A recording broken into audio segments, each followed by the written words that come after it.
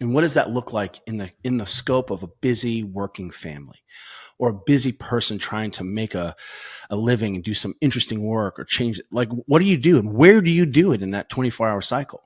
And then simultaneously, how do we get beyond fitnessing as entertainment, fitnessing as amuse? Conscious Conversations with Nick and Nitin. All right. Welcome to Conscious Conversations. I've got my co-host Nitin Garg with me today and Dr. Kelly Starrett on the show. Kelly, welcome to the show. How we doing? Oh, happy Friday, everyone. Happy Friday. We're doing it. Let me introduce Kelly. Kelly, it's honestly an honor to have you on this show. It's a privilege. I've been following your work for over a decade, and especially for Nitin and I, wellness practitioners from the Bay Area, and that you're a local guy. We just love to highlight people in the Bay Area that are pushing wellness and movement and health to a new level. So super excited to have you on. I'll stop fangirling. We'll get into the details. You can fanboy. Fangirling isn't one way. You can fan person too here in the Bay Area. Well, fan person, I'm into it. So Kelly is a doctorate in physical therapy. He's a coach, physical therapist, a 2-time New York Times bestseller, author, speaker, and co-founder. I'm putting up 3. Look, it's not a big deal, but it's really hard to make the list. So if you miss one, that's a bummer. You're on. Is 3 happening?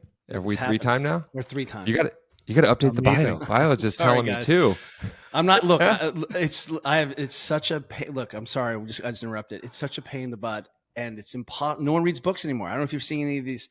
The people are going to college now. These elite universities, they can't read a book. They can't pay attention. So, podcasts, blogs, we've killed books, but here we are. And anytime and one of our friends, like someone pays attention to your book, you're like, oh my gosh, someone noticed.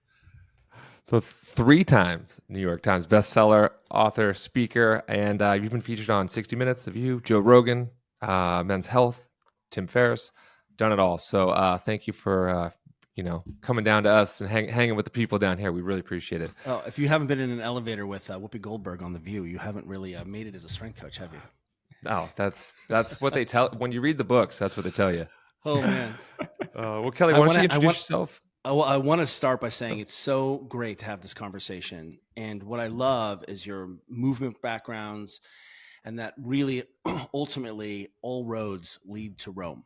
That we are saying, how do we improve the human condition? That's what we're thinking about.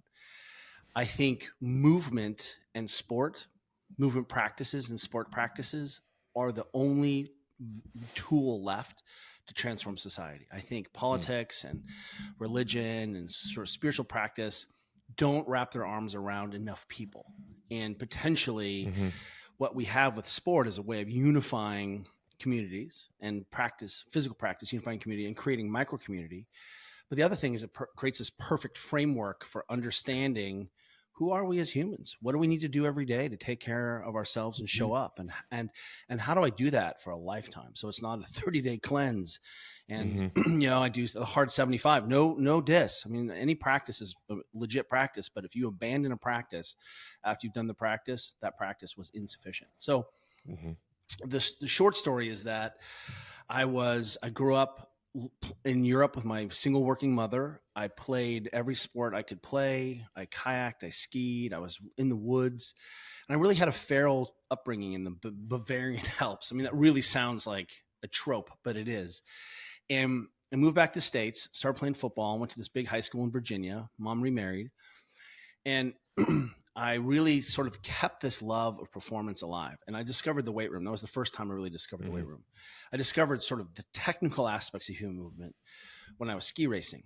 And what was really fun about being a young racer in this world was that we suddenly had access to some of the best skiers on the planet. And the way they talked about feeling, the way they talked about feeling as it interacted with motion really resonated with me. There are these technical things around pressure and the ski boot and what we're thinking, what the ski's doing and the interacting and the processing, and then the feeling. And I think we've really gotten away from the feeling of what's it mean to move? How do you inhabit your body? Fast forward to college. I just decided not to play football in college because I was small and slow, even though I thought that was my dream. And I rediscovered whitewater kayaking. And my best friend and I made the national team in 2-man racing canoe, which is a slalom what you see in the Olympics with Jessica Fox, where you go around the gates. And we did that on the national team. And then an overuse injury ended that dream for me, where I basically had, spent so much time asymmetrical with my left hand over my head, holding a canoe paddle, paddling 13 times a week, 300 days a year. And in retrospect, now knowing what I know, I was like, oh, that was completely just my fault. I created this superstorm. But at the time, everyone was really shocked, a little bit shocked. They said, yeah, people usually get injured when the volume gets really high. And I want everyone to know that in the 2000s or late 90s, the old model in all sports was let's go as hard as we can. We'll outwork the competition. And then if we break, we'll just back off and then we'll go a little harder and hopefully we can get a little further before we break again. That was literally what we did in Olympic lifting, powerlifting, gymnastics, all the kind of formal Olympic sports, running, everything. And I remember moving to San Francisco. I met my wife at the World Championships for whitewater paddling, a different sport, a different kind of whitewater paddling, World Championships, more extreme racing. Nice place to meet your wife. Yes, in Chile, definitely right. And she was from the Bay Area, and I was living in Colorado. I moved out here, and I was out surfing at Ocean Beach, since we're all Bay Area kids. And I had a moment of satori where I was like, oh, I have to go to physio school. I see what I need to do. I need to open a strength and conditioning center and sort of create an Olympic training experience for non-Olympians. How could we take what we had learned, the highest levels of sports and performance, and transmute that? How do we take Formula One concepts and work backwards to say, these anti-lock brakes are really good. Let's put them in every Camry, right? That's what, and that was, I think, the nascent idea of sports and performance tells us high speed, high stress, high risk, tells us about what informs us, what good practice and what best practices look like. One of my favorite coaches is this guy named Franz Bosch. He's Dutch. And he has this saying, there's more variation in waltzing than there is in sprinting. And what he means by that, I think, is that at low loads, low speed, low consequence, you can do anything you want. Mm-hmm. And at high speed, high load, high consequence, high force, you really can't do anything you want. And just look at the ACL epidemic, the UCL epidemic, just choose something at high force, high speed, and you see, the truth is we haven't set up a set of conditions that honor that force and production. And what we really start to see is at low loads, low speeds, you can get away with everything. And technique matters less. And what matters more is just that you're doing the thing. But then we end up confusing, hey, I can do anything I want with this is really not you have to move in a certain way that hints at what your physiology is telling us, what your geometry is telling us, what your organization tells us. And what's interesting about that is that if you come back to our movement traditions of Pilates, especially yoga, if you understand Olympic lifting, you jump into yoga and your mind is blown. If you understand high level sport, you jump into yoga and your mind is blown. Because for as long as there have been humans, let's be honest, people have been working on trying to improve the human condition. And I think it's really arrogant of us that we're like, in the last 20 years, we have revolutionized humans. And we're like, really? Have you seen how rad humans were? We've been doing rad stuff forever. Huge. I don't think any of us could even be pioneers today. I think we would just like the Oregon Trail game. We would just die of dysentery day 2. I mean, we wouldn't even be able to like walk the 20 miles a day it took. Right. So what's interesting about that is simultaneously that hints at what's the minimum effective dose required for me to be a human being. And what does that look like in the scope of a busy working family or a busy person trying to make a living and do some interesting work or change it? Like, what do you do and where do you do it in that 24-hour cycle? And then simultaneously, how do we get beyond fitnessing as entertainment, fitnessing as amuse, which is what we've done. We've turned fitness into what's that movie with Glenn Powell? He's like, he's hot girl fit. Like he's swimming out in the ocean. He's out of breath. And she's like, you have abs. Why are you out of breath? He's like, I don't do cardio. I just do abs. Right. And I think that's we want the experience of fitness. I find it's like people want to come for the experience. It's like, but they don't really want to put in the work. Well, how about this? They don't know what they don't know. Right. They're like, this seems truth. I just saw a great article yesterday. I think Chris Willix put it out that the Ozempic revolution has the people it's angered the most are the fitness people. I saw And that. Yeah. did you see that? And I thought it was Yeah. so interesting because you're virtue signaling about your discipline and how hard you work. Like suddenly someone can get there faster without like self-sacrifice or, and I was like, oh, that's really interesting. So is fitness a pastime and amusement, or is it a tool to let me have a better set of relationships with my partner? Does it allow Mhm. me to have less pain and dysfunction? Mhm. And I really think now suddenly we have this really broad domain of things we can do to amuse ourselves physically. And then just overlay that on top of that, we've got this burgeoning thing called longevity, which is like, oh, I want to live forever. And I'm like, whoa, bro, you can't touch your toes. You can't Mhm. rotate. You can't turn your neck, but you're going to be 110 frozen Yeah. in a concrete body. And, the thing that we ended up really focusing on in our work was how do we shift burden of responsibility by giving people tools to be able to make themselves feel better, restore their positions, and not have to go see a professional person. That's the dangerous idea of becoming a supple leopard. This book that we wrote in Mhm. 2003, we have sort of two things we can always hang our heads on objectively. And we do need some objective measures. One is your range of motion.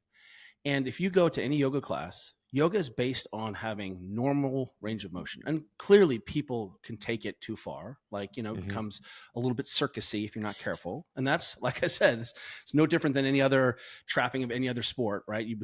I'm so strong, I can't even, tie my shoes anymore. Like, oh, okay, maybe you're too strong for being a human Mhm. being now. It's your right to do that. But the idea is, if we can get people back to range of motion and control that range of motion, what we end up seeing is better expressions of force, better expressions of wattage, better expressions of output. And the idea is I should be training so that I have a body that's capable of living the life I want to live and inoculating me from the hits that are coming. Because that's really what we aren't telling people, that your friends are going to get cancer, you're going to get in a car accident, you're going to wreck your bike, you're going to get sick. And the longer you live, the more likely that's going to happen.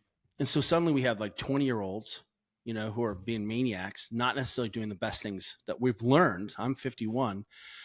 How can we take those principles and say, hey, let's not worry about injury prevention. Let's go faster. Let's set new bars. And then simultaneously, 20-year-old fitness influencers telling 40 and 50-year-olds how to live. It's insane. Mhm. I'm like, bro, if I have to get up out of the bed tomorrow, I'm going to be crippled doing what you're doing. So how do we reconcile that? And more importantly, how do we empower people to understand through the nonsense and through how do we simplify so people know what to eat and it doesn't feel restrictive and it feels expansive and it Mhm. feels of joy and not a burden to live in our bodies. That is what we're trying to do.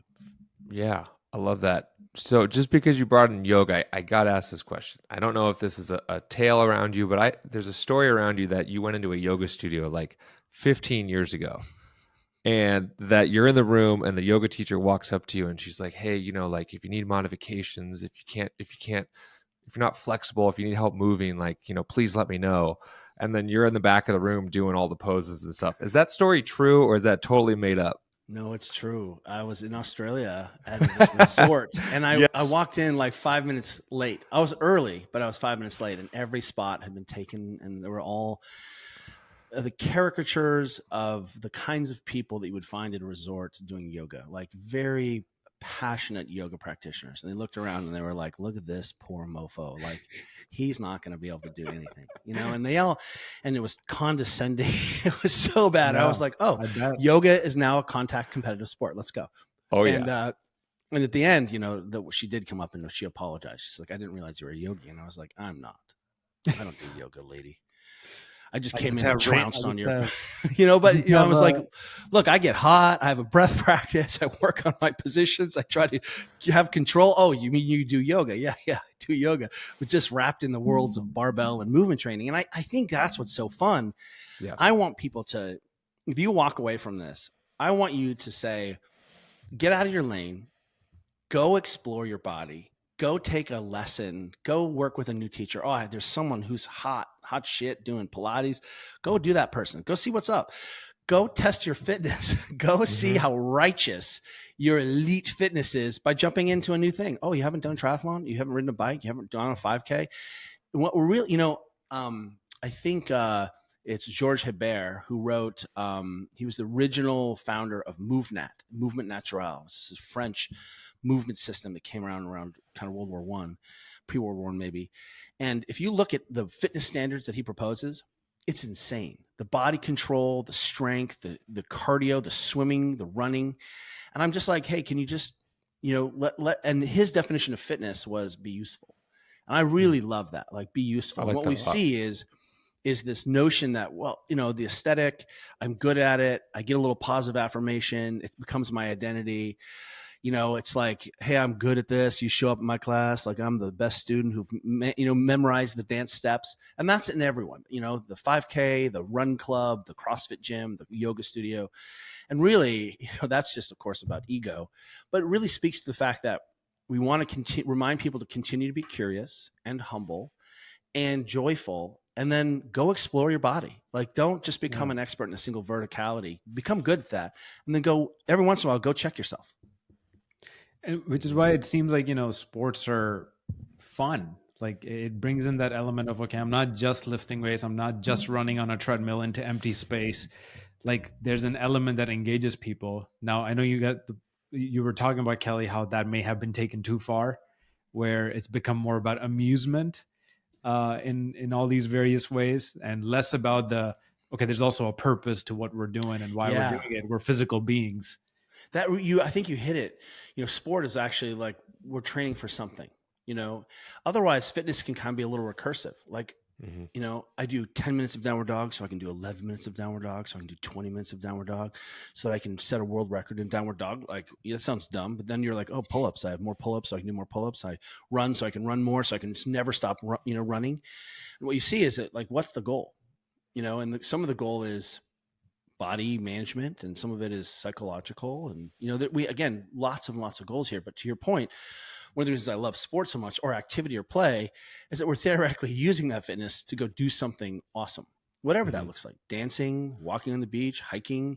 My wife and I have this, we borrowed something from this amazing coach named Nicole Christensen, who owns CrossFit Roots, and who coaches more elite cyclists than any other strength coach I know. She's really incredible. And I mean, like, elite mountain bikers, and she's legit. So she's not just doing thrusters and pull-ups. And, she says, my family doesn't, we don't outdoor for time, I think is what we don't adventure for time, which means that the idea is, we love this idea of adventure fitness. Then sometimes I need to train my body, and then I'm going to go spend all those credits, right? It's not that I take my shirt off on a Tuesday in October and I have abs and I win fitness. I post on Instagram and I get all the adulation, all the thirst, and then I retire from fitness. I peaked. I was 29, I had abs that one Tuesday. I was super carb depleted and no water, and I shredded, and then I retired.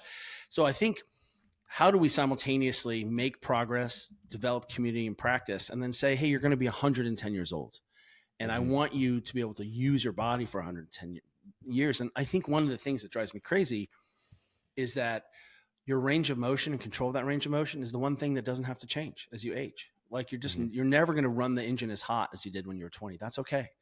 But your hip flexion doesn't have to go away. Your ability to bend your spine doesn't have to go away. I mean, this morning after my training, I did rowing and heavy sandbag squat to presses. Like, it's not fun. That's just terrible. That's like choking down kale and protein shakes. Like, this is gross, right? Kale's the worst. But afterwards, I'm spinning my rope so that I can move my spine in a bunch of different ways. And then I was doing rollbacks that, like, into basically like a, what do you call it? A neck stand or something, where your legs are straight up and you're getting some flexion in your upper back. And I was like, wow, my torso has become so rigid. I wonder why that is. Oh, I like to power clean and deadlift. And so part of the practice is to discover our blind spots. And I think that that's why training and sport practice helps us to create a framework, because I'm maybe an expert in so many other domains of my life, being a parent, being, running a business, whatever it is that I'm doing, being a student, but I can't also have all this expertise in 100%. I have to be competent in understanding how much to fuel my body and recover and manage pain and do those things. How do we treat people to be humans? But then how do we set up a system that makes the invisible visible? And that's what physical practice does. It helps us to identify. And I think I did Bikram yoga a couple of times. And again, I don't mean to be like, I'm not trying to start a fight here, but one of the problems with Bikram that I saw was that you did the same routines over and over and over again, and you got really good at the dance steps, and that Yep. made people really good. And it was hard because it was hot, but it made people feel really good about themselves because they knew it was next. And instead, when you go work with a yogi master, for example, like a really effective teacher, they're like, oh, you have no shoulder extension. Welcome to hell. I'm going to now program to your deficits for the next 60 and 90 minutes, where we're going to work on giving you control, isometrics, breath control, and positions and shapes that they have identified as vital to being human. And that's why one of the reasons I think the yoga Pilates worlds were so important, because it was one of the first environments where people could have skilled instruction for 60 minutes, 90 minutes, not turn up the music. Let's do like cardio plyo yoga. Like, I was like, stop that, stop. Right. In the meantime, I have a teacher walking around being like, bro, you can't even take a breath in your ribs laterally. Like, what are we doing? You know? And suddenly that really is pretty miraculous. So how do we take that concept and then dole it out so that people can do it, own it, have it at home, put the skill back into movement, strip out some of the physiology? Yeah. I love what you're talking about in terms of yoga here. And as someone who's practiced for almost 20 years, where I got into yoga from a debilitating car accident I was in. I could barely stand up and like wash the dishes. My back was so injured in my early 20s. So I got into it for that. And yoga got me really good at getting into positions, which is so interesting. I think you're kind of talking about that. It's like downward dog, like after a while, like I got it. Like that's not a very complex position. Warrior two, like that's actually a very basic pattern, but it gets people into positions, but it doesn't teach them how to move well. So I started actually getting too flexible, which I don't think a lot of people ever even think about in movement. And I was like, my back hurts even more now. My hip hurts even more now. That's right. And it wasn't until I found out about foam rolling and strength training and combining all three of those together that I was like, wait a second, I'm actually less flexible. I'm more mobile, and now I feel better. And now I actually rarely do yoga poses because I'm like, I don't want to learn how to be in a pose. I want to learn how to move my body and be able to express my fitness in a way that's fun and playful and has less pain and freedom. And it's like, oh yeah, like, well, whatever shape I'm in, you can call it yoga, but at the end of the day, it's movement, right? And it's how are you in that pose? And also, I think what we're getting at is how does that pose help your life? That's right. Kelly, go ahead, Nathan. Can I actually add to what you're sharing? Yep, it's super relevant. You went from this place where you were too flexible to then adding on weightlifting and these other ways to balance out. I was the guy who started lifting weights and like 9th grade, 10th grade weightlifting classes at high school and bulking up and got super strong and tight and constrained in my motion. Then accidentally discovering yoga. It was being offered for free at my apartment complex. And I was like, I'll try this out. And I was like, holy cow, just an epiphany went off in my head. I was like, I can be both strong and flexible. This is exactly what I need. Secret. And it was, yeah. I want to say it happens the other way too. You go from does. Yeah. Yeah, it happens always. Yep. And when you get, what's interesting is if you're a movement nerd, like many people listening, when you come back to the foundations, I'm 20 years old. I just turned 21. I'm in Kathmandu. Some friends are studying there abroad. I'm teaching kayaking there. We just happen to run into each other, and they're like, "Hi, we're doing a yoga session as part of our schooling. You should drop in." And the eye movements we're doing, the saccades, the crazy like sticking your tongue out with your eyes, the stretching of the neck, the short neck flexors. I had no idea what I was doing then. It was like I was like, this is ridiculous. This is not making me more jacked and rad. And now I'm like, oh my God, that was so brilliant. I mean, like I didn't even understand what I was getting into at age 20. And I think it's okay to just trust that like this is what we know is best effect. And it's hard.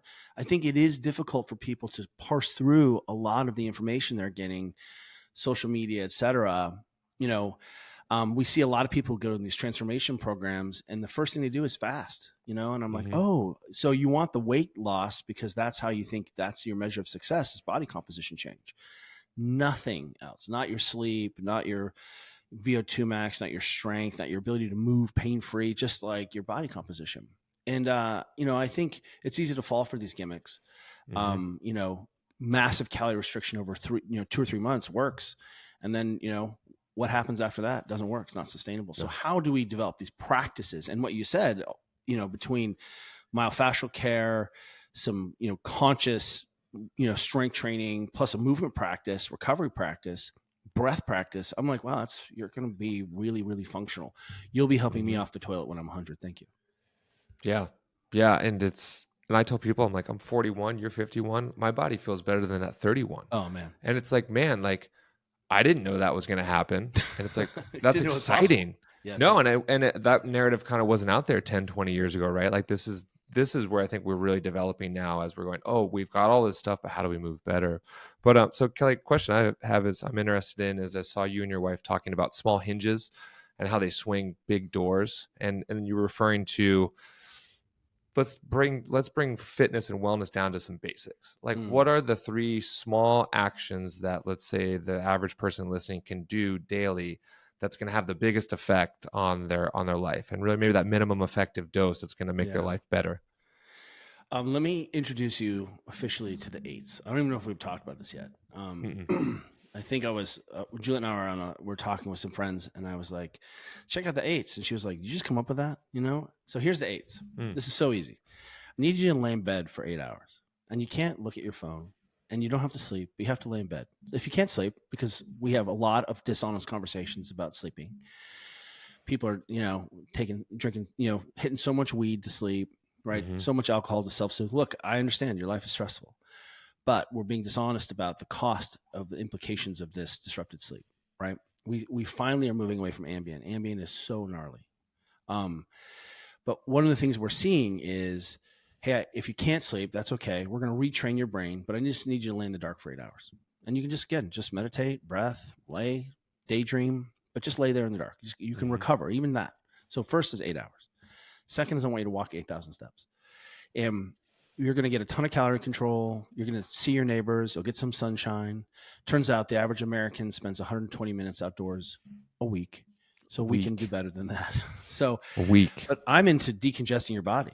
So if you're making all these waste products, which is what happens as a human being, you turn over cells, proteins are breaking down. Some of those things are too large to go out through the capillaries. They go out through your lymphatic system, right? That's what happens. And how do you drive the lymphatic system? It's through muscle contraction. But if you don't contract your muscles, you're not flushing your toilets. So let's get you flushing your toilets better. If there was a pill we could give everyone we know, everyone we love, that would reduce all risk mortality by 51%, you would take it. And it's called 8,000 steps a day. Not 10,000, 8,000. If you want to walk a little more, cool. If you get a few days where you're super smoked and you only get 6,000 steps, 5,000 steps, fine. But you know that the minimum we're trying to get is 8. We want you to eat, wait for it, 800 grams of fruits and vegetables. You don't get enough fiber and you don't get enough micronutrients. Notice I don't care how you do that. You're like, I hate rutabaga. Don't eat rutabaga. You don't have to eat kale. You're excused. There are so many fruits and vegetables. I don't really care. If you think bananas are the problem, you've been brainwashed. Bananas are not the problem. People are not being taken to the hospital, with bariatric emergencies. Overdosing on bananas. Overdosing bananas. I know some people who've eaten 2 bananas in one day. So, my buddy Cyrus Kambata, I don't know if you ever heard of him. He owns Mastering Diabetes. Guy eats something like 800 carbohydrates a day, 800 grams of carbohydrates a day, and he's a type 1 diabetic, and he's destroying all the myths around bananas and mangoes. He eats 10 bananas a day. So go check out Cyrus if you think Kelly's wrong about the amount of carbs you can eat. I want you to get. I don't mean you can be very low carb. Hey, you're into. Notice that I'm totally agnostic about the way you eat. Yep. I want to respect the way your family eats. I want to respect the way you taste, your cultural traditions. I want to respect your allergies. I don't care. You're a vegan, super cool. Eat 800 grams of fruits and vegetables. The vegans are sometimes the worst at actually eating fiber and fruits and vegetables. But I need you to have all those micronutrients if we're going to talk about your tissue health. I'm like, you don't have any vitamin C. You haven't had any vitamin C in like 2 days. How do you think your collagen is made? So if you don't have any vitamin C and you're taking all this collagen, but you don't have any vitamin C, you're not using the collagen. So let's just easy, 800 grams of fruits and vegetables. You probably don't get enough protein. You think you do, but you don't. So our minimum is 0.8 grams per pound body weight, which is pretty reasonable. That's a super reasonable amount. I'm a big person. I'm relatively lean. 0.8 is, that's a reasonable number for me to hit. So suddenly we're like, hey, let's get you resting for 8 hours. Let's get you 800 grams of fruits and vegetables. Let's get you walking 8,000 steps. Let's get you eating 0.8 grams of protein. And now we can start to layer other things in. Are you doing strength training? Are you outside playing sports or games? Like, we can start to add in all these other pieces. Mm-hmm. But if you do those things, you'll be shocked. One of the things you'll be shocked about is you've walked and moved enough during the day, you're actually fatigued and you're going to want to fall asleep. And on those days where you're cranking on the computer, you haven't moved, one of the reasons you can't go to sleep is you didn't move. And you're not fatigued. You're mentally exhausted, but physically not exhausted. If you want to have, you're a runner and you want to have healthier Achilles, you better move and decongest from those runs. What we see are these adaptation errors all the time where people are running in their lunch break, no warm up, no cool down, revving the engine, and then putting the horse wet. And that's how horses get pneumonia and die. Even race horses warm up and cool down, but suddenly you're too good for that because you're elite and you have Strava and you're killing it. And again, we're playing this long game and we want to look at what best practices are. But walking and standing at work, moving around more is really our goal. Harvard defines sedentary lifestyle as sitting more than 6 hours a day total in aggregate. All you're sitting. That's in the chair, at the toilet, at the dinner table, on the bus. And if you're sitting more than 6, yeah, it's easy to do that, right? If you're a brain, but you can. I'm leaning against a stool right now, so I can kind of take some weight off. I've got my hands supported, but I'm not sitting down and perching. But one of the things we found with our athletic populations is that people moved more during the day. It was easier to work out. If I sit all day long and then I go to my yoga class, I don't know why the hip extension is so difficult, but it is because I spent so many hours in this flexed position and my brain's like, okay, let's adapt to that.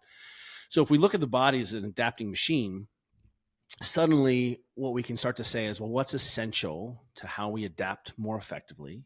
What is our movement histories, traditional histories tell us about the things we need to do? And then we need to say, well, how do I reinvent that as a modern human in a sustainable way? That's the magic. I love all this. And one of the biggest things I'll tell people when they come into my studio, and I was joking with you before, is I had someone come in the other day and they're not exercising, they're not eating well, they're not sleeping, and they're going, "Hey Nick, should I get into like stool sampling and blood testing?" And I'm like, no. and what I tell people is, it's kind of what you said. It's like, look, the lowest hanging fruit is movement. Like, let's start moving. And what I find is if you start exercising, you start eating better. And then you start eating better, you start feeling better, you start sleeping better. And all of a sudden in 6 weeks and 8 weeks and 3 months, you're like, my life's better. And it's like, yeah, because you got moving. And it's like a connective fascia that connects all of those together. You move well, you eat well, you sleep well, you feel well. And it's not rocket science. It's actually very simple, but I think it's not easy in today's world with the way our society is set up. It's not set up for us to be well. It's actually set up for us to be the opposite, which is a challenge. And I think it's important to acknowledge. I think you're right there. And I'd go a step further and say, Yeah. It's not that someone has set up the world to make us unhealthy, that the world of convenience is sort of joined with things that are anti-human. And that really good design helps us to be humans in simpler ways. One of the things that my family does is we sit on the ground in the evening. So if you go to yoga class, you do a lot of times sitting on the ground. It's really weird. And you have to get up and down off the ground a lot.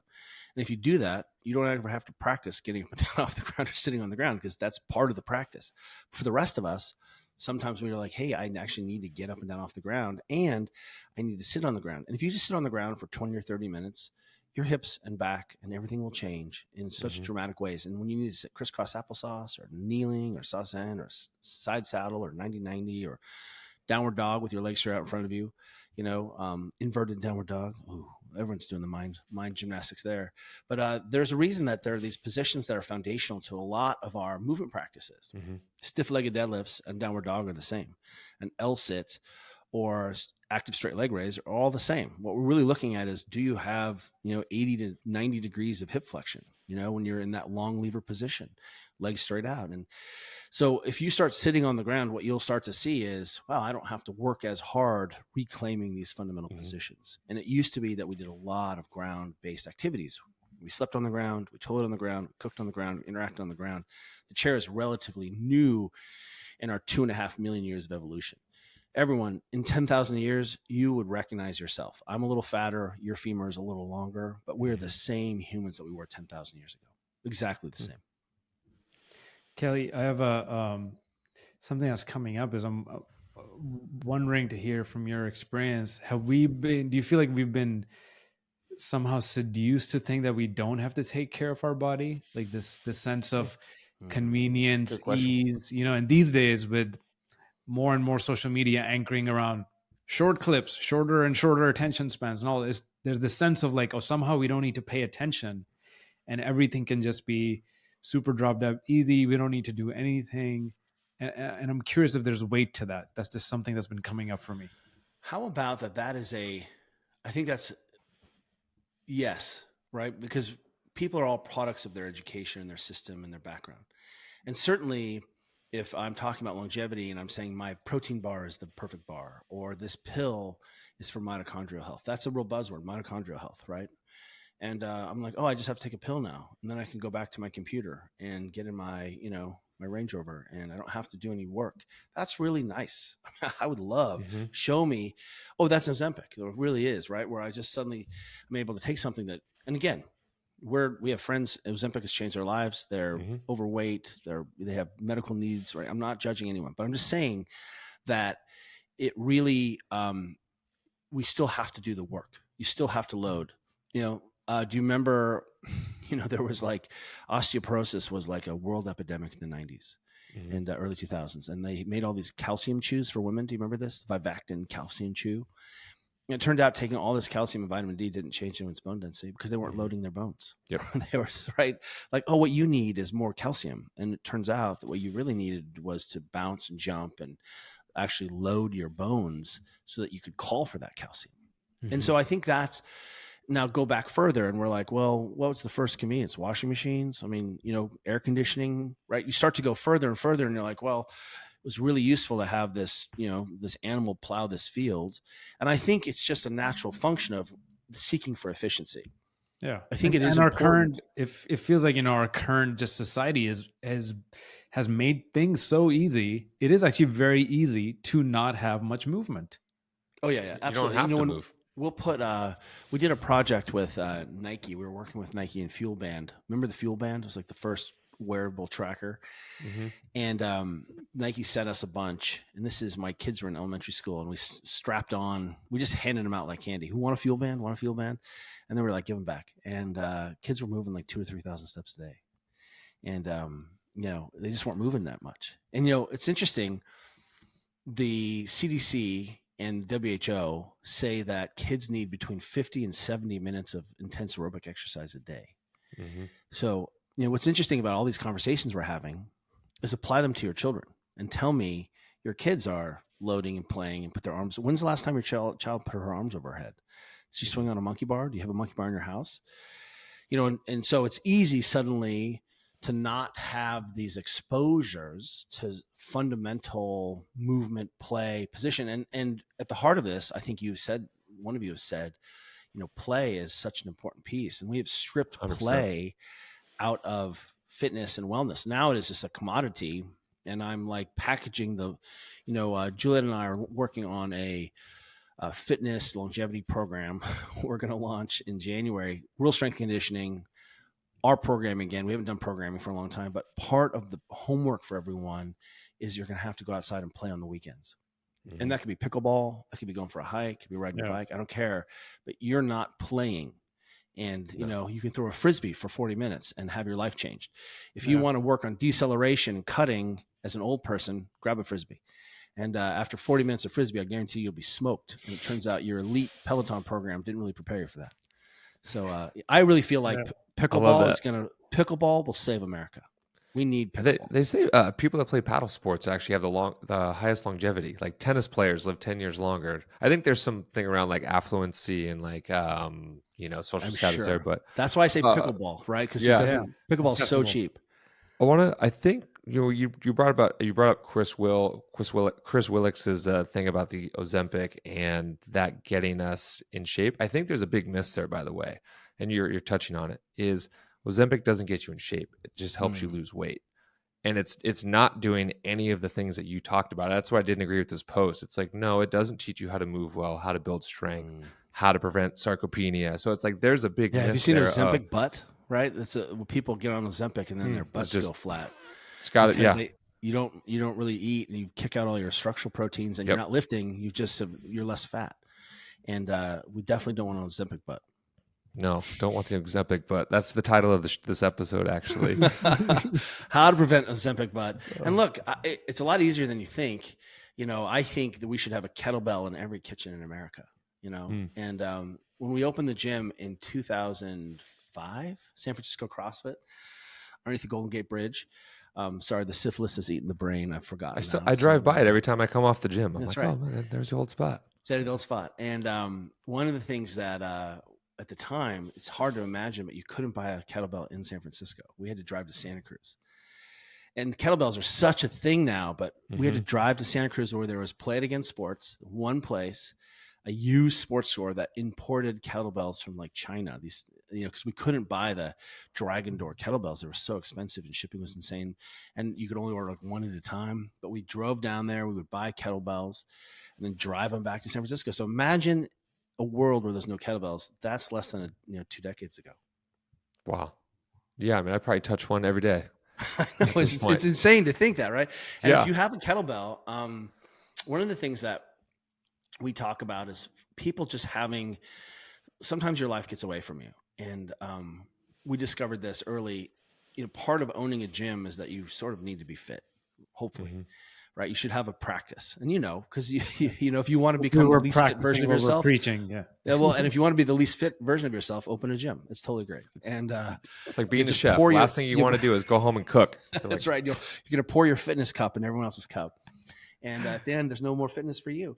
And one of the things that was happening is that we owned a gym. We had 2 babies. Juliet was an attorney.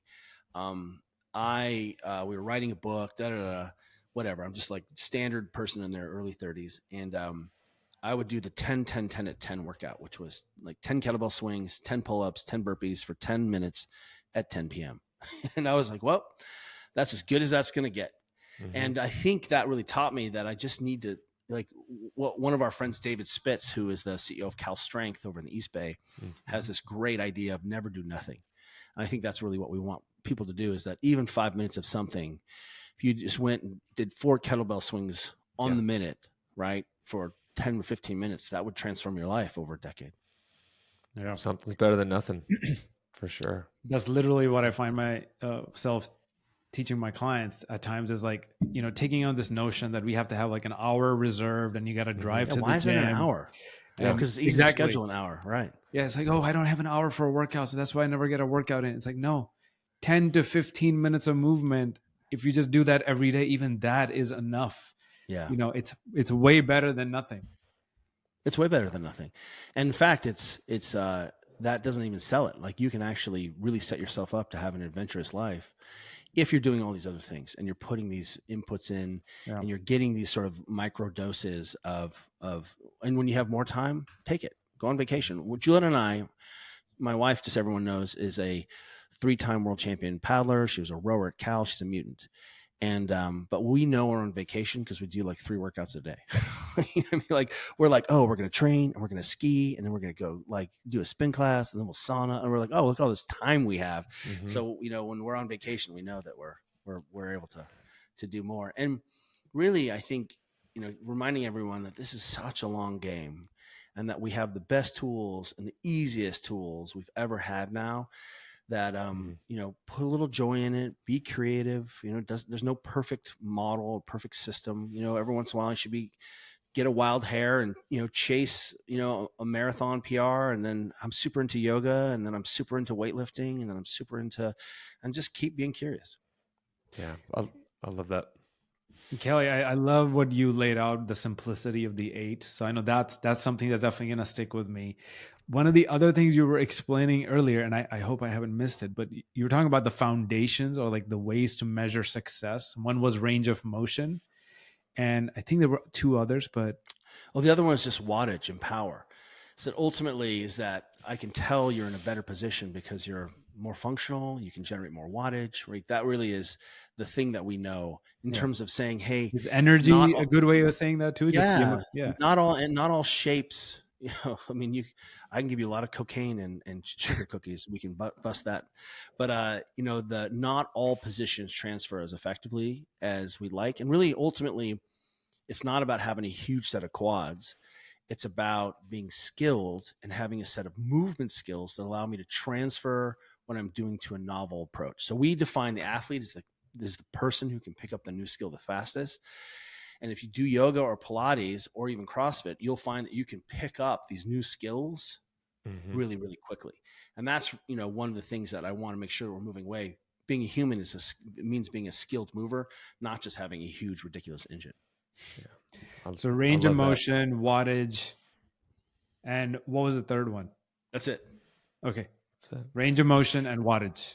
Yeah, well, just power. I mean, that's just how we know that the shapes end up being better shapes. Those are the things that I can measure, right? That inputs and outputs. That if I'm doing something, I test myself, not just some subjective beauty measure, but I'm like, hey, and of course, bone density should increase, muscle mass should increase, all those things increase. But ultimately, I'm a better human doing the things that I want to do, and that's what we're trying to get people to think about. Yeah. Perfect. Well, Kelly, this has been great. I know you got to jump on another show, bring it in for a landing. Thank you so much for your time, for being here with us, for sharing. I think you just broke down some really basic things we can all take and do. I know there's big takeaways for us too. We'll put your contact in the notes. People can reach out to you. I know you have some virtual programs you're launching, some books. So we'll include that for all of our listeners. But man, thank you so much for being on here Such a and pleasure. just sharing all your knowledge. I appreciate you both so much. Thank you so much. Yeah. Happy Friday, everyone. Happy Friday. Go ahead, get outside and play. Conscious Conversations with Nick and Nitin.